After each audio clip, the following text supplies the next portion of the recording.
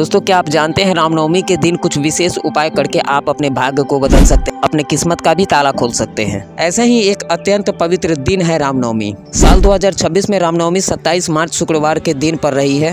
धार्मिक ग्रंथों और संतों के अनुसार यह दिन केवल भगवान श्री राम के जन्म का उत्सव ही नहीं बल्कि यह दिन ऐसा अवसर भी है जब साधारण व्यक्ति भी विशेष आध्यात्मिक लाभ प्राप्त कर सकता है। दोस्तों, कहा जाता है कि रामनवमी के दिन पृथ्वी पर दिव्य ऊर्जा कई गुना बढ़ जाती है और जो व्यक्ति इस दिन भक्ति, जप और पाठ करता है उसकी मनोकामनाएं बहुत जल्द पूरी होने लगती है।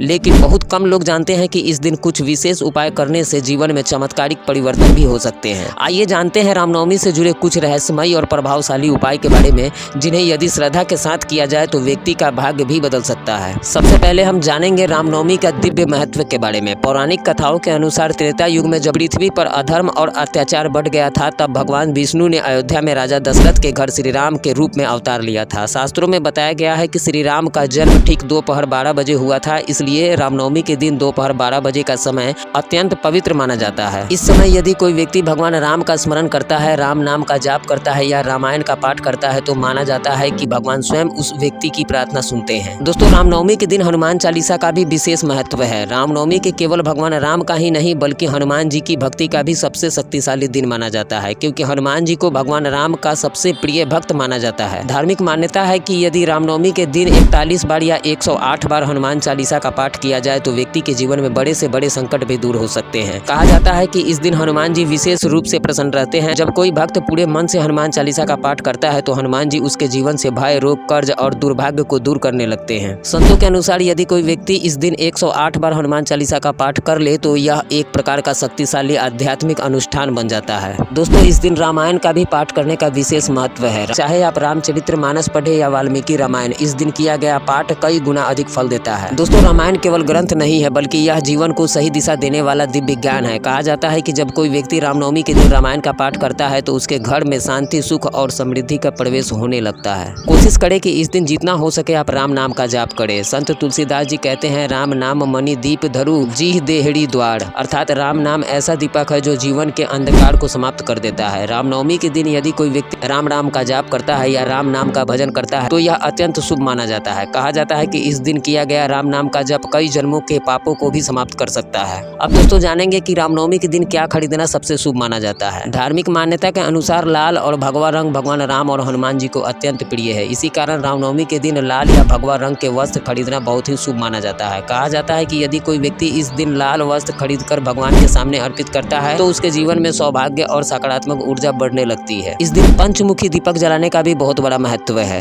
पंचमुखी दीपक का अर्थ है ऐसा दीपक जिसमें 5 बत्तियां हो।